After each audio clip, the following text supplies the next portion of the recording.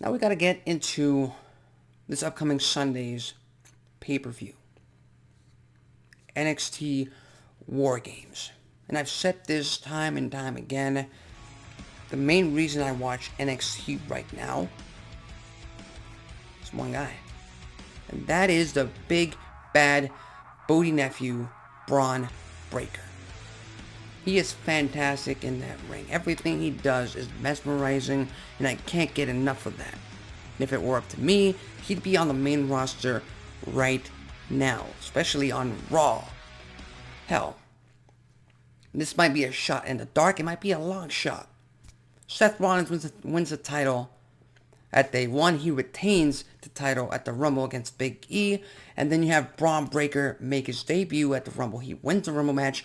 Breaker versus Rollins for the title at WrestleMania. And you crown Breaker the new WWE Champion. That's a long shot. That's a very long shot. But the kid has what it takes. At least that's what I've seen so far.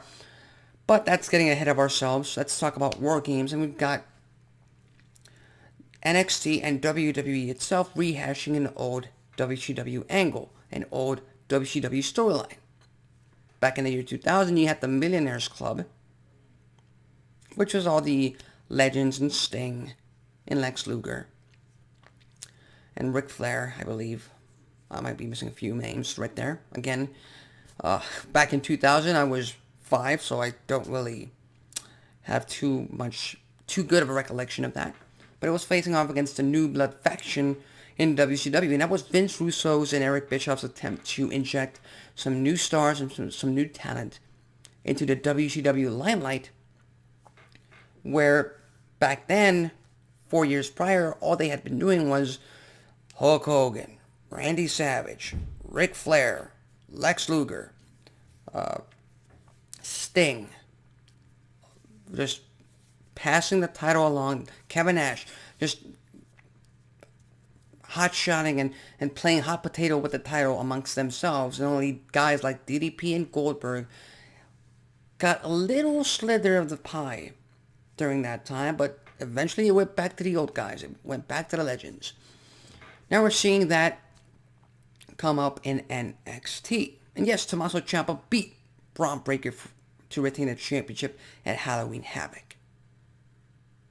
So now we got WarGames, where the new stars, 2.0 if you will, Braun Breaker, Carmelo Hayes, who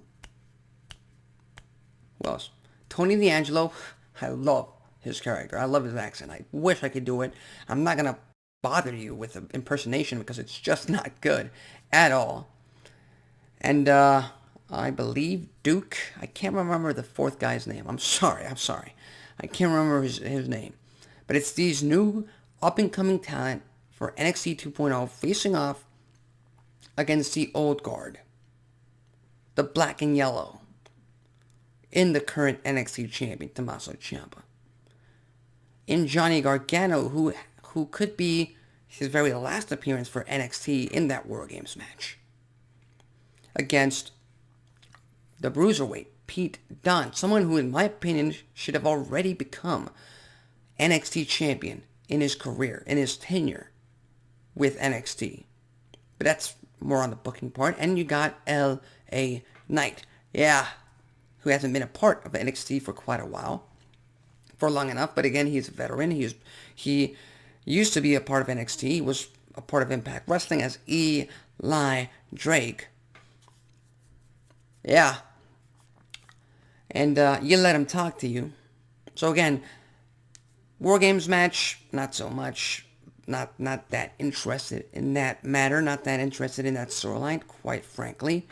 Again, it's a rehashed event, and at the end of it all, in my opinion, the end game should be either Braun Breaker dethrones Ciampa as NXT champion, or he doesn't, and he makes his way to the main roster as soon as possible. That is the end game. That is what NXT is for. So this upcoming Sunday at the pay-per-view, we're going to have one hell of a show, like most NXT pay-per-views are. But other than that, there isn't much to talk about WarGames. There isn't much to talk about the wrestling pay-per-view. So, what do you think? Who do you think walks out of WarGames with the win, with the bragging rights? Because that's all this pay-per-view is bringing us, a continuation of the story to come in the future weeks. If 2.0 wins, they got to win over the veterans.